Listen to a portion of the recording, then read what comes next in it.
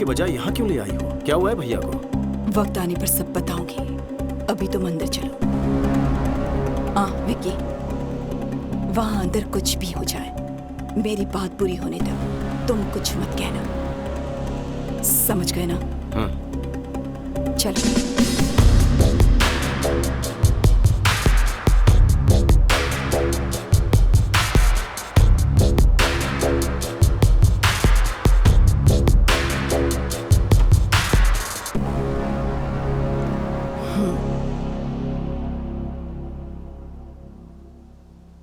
पापा राव, मेरे पति कहाँ हैं?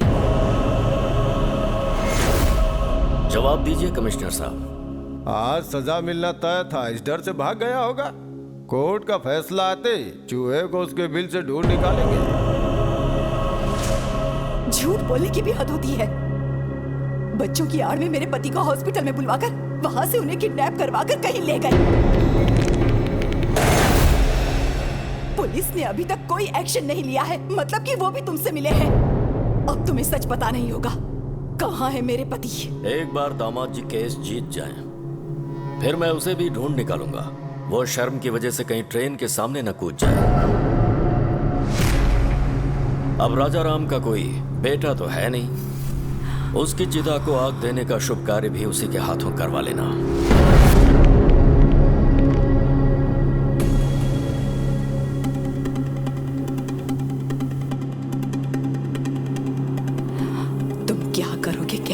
मुझे नहीं जानना, मैं कोर्ट में तुम्हारा इंतजार करूंगी।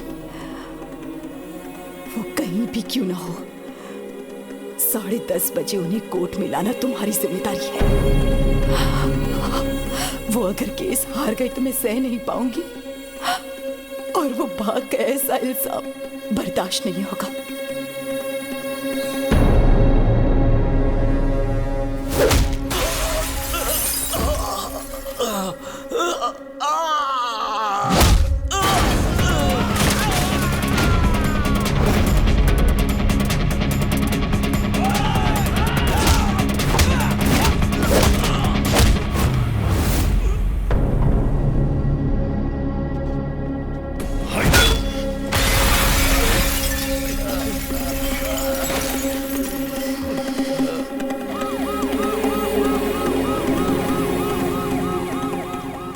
जज साहब पहुंच चुके हैं। राजा राम जी अभी तक नहीं आए, कहीं कुछ गड़बड़ ना हो जाए।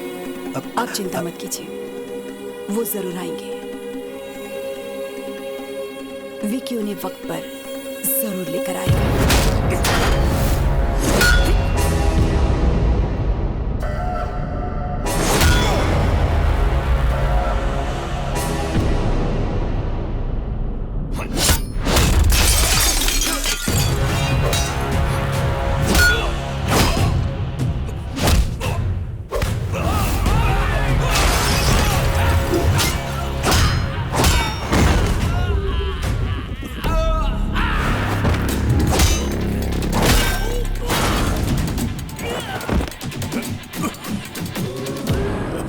भैया आप ठीक है ना?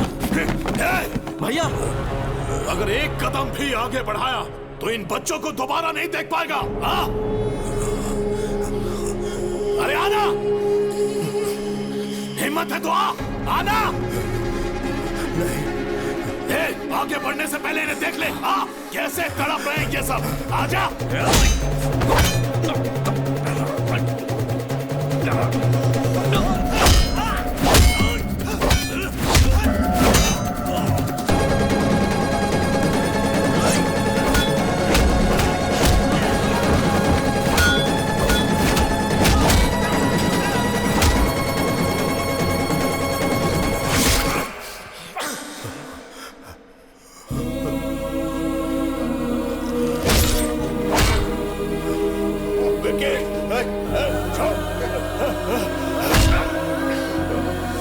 क्यों वकील बाबू, राजा राम नहीं आया ना? जाकर कोई और केस लड़ो। हेलो मैडम, तेरा पति भगोड़ा है, नहीं आया ना? भगोड़ा है वो, भगोड़ा। मसीहा बनने चला था इन बच्चों का और अपने भाई का। मेरे हर प्लान को तूने नाकामयाब किया। तेरे भाई को मारने के लिए मैंने गुंडे भेजे, उन्हें भी तूने कुत्तों की तरह मारा।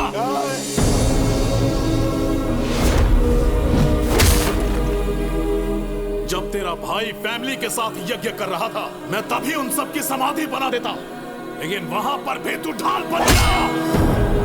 तेरी मौत किस तरफ से आएगी कोई नहीं जानता।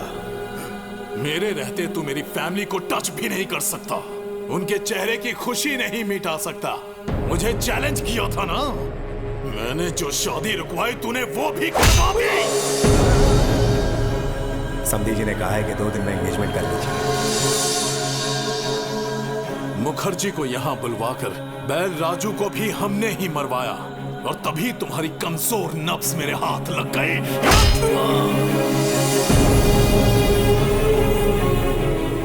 चल बचा, बचा के दिखा। अपने भाई को बचाने आया है ना, लेकिन आज तुझे कौन बचाएगा?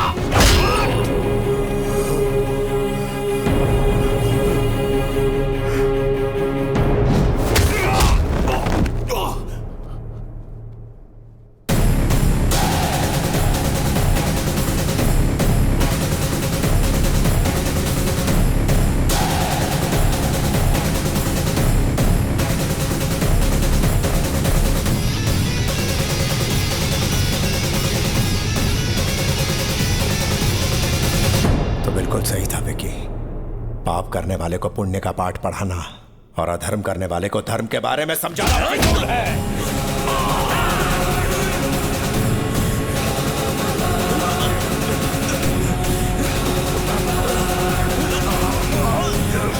बच्चों को मारेगा?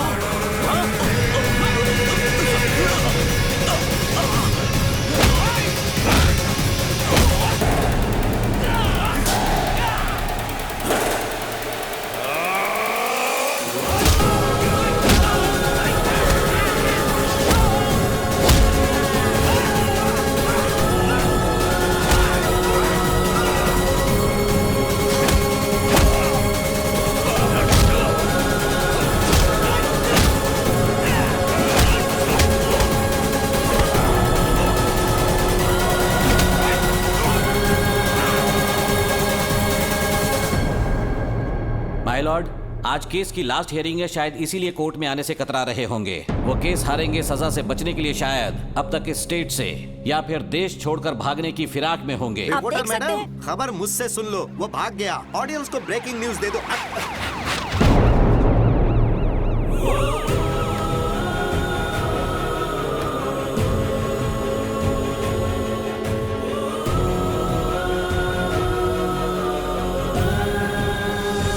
माय लॉर्ड, केस कोरी बयानबाजी से नहीं बल्कि पुख्ता सबूतों के दम पर ही लड़े जाते हैं। सबूत है मेरे पास।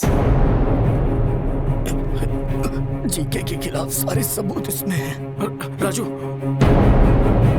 मेरा नाम बैल राजू है। जीके ने मुझे पैसों का लालच दिया। अनाथ आश्रम में जो खाना भिजवाया गया उसमें जहर मैंने ही मिलाया, और राजा राम जी को भनक तक नहीं लगी। वो तो बेचारे देवता है, बेगुनाह है सर।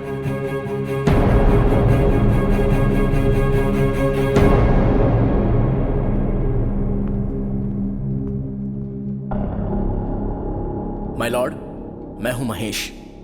जीके फूड कंपनी में मैंने एज अ फूड साइंटिस्ट काम किया है। उनके प्रोसेसिंग यूनिट से आने वाला हर एक प्रोडक्ट मिलावटी है। अच्छे टेस्ट के लिए और ज्यादा दिन तक प्रिजर्व रखने के लिए वो हानिकारक केमिकल्स उसमें मिलाते हैं और फिर लैब में टेस्ट करने के लिए भेजते हैं। इसमें बच्चों के भी प्रोडक्ट शामिल हैं सर। यह सब कुछ मुझसे देखा नहीं जा रहा था और इस बात के लिए मुझे और मेरे परिवार को मारने की धमकी भी दी गई है।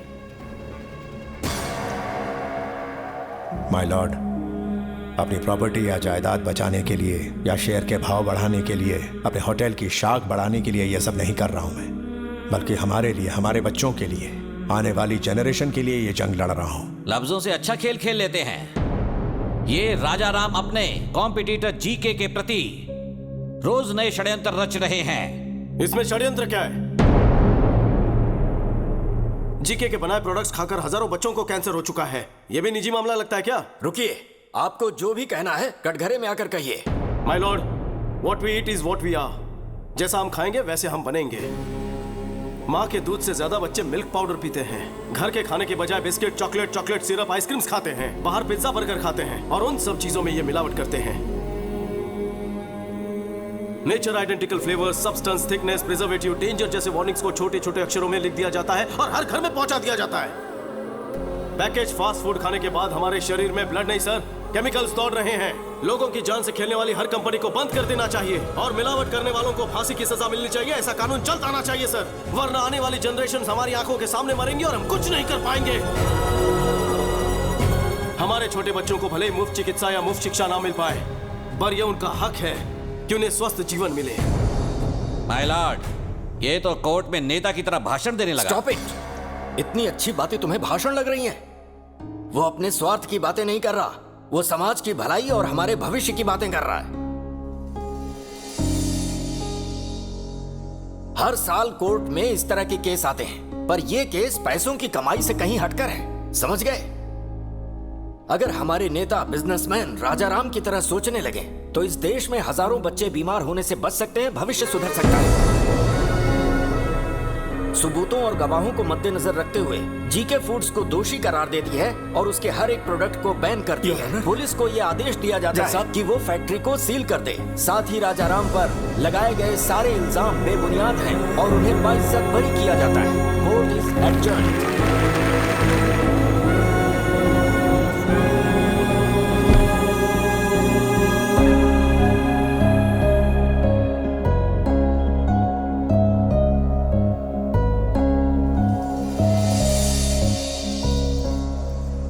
आप खाना क्यों परोस रहे भैया? परोसने तो याद है उस दिन तुम्हें खाना खाते हुए मैंने उठा दिया था, तब से मेरे मन पर बोझ था। जेठ जी आप बैठिए ना, मैं सर्व करती हूँ। आप बैठ जाइए।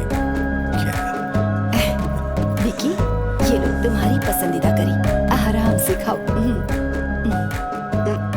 दीदी, सब कुछ देवर को ही खिलाओगी या अपने भाई पर भी ध्यान दोगी? ए, ये मेरा देवर नहीं है, बेटा है। ओहो, तो फिर सारा खिला दो उसे। लाओ भाई, हम खुद ही खा लेते हैं। अरे अरे अरे अरे आराम से, थोड़ा सा लीजिए ना। खाना बहुत स्वादिष्ट बना है। थोड़ा और दो ना। प्यार भरे रिश्ते और स्वच्छ आहार, यही है आनंदमय जीवन के श्री राम रक्षक।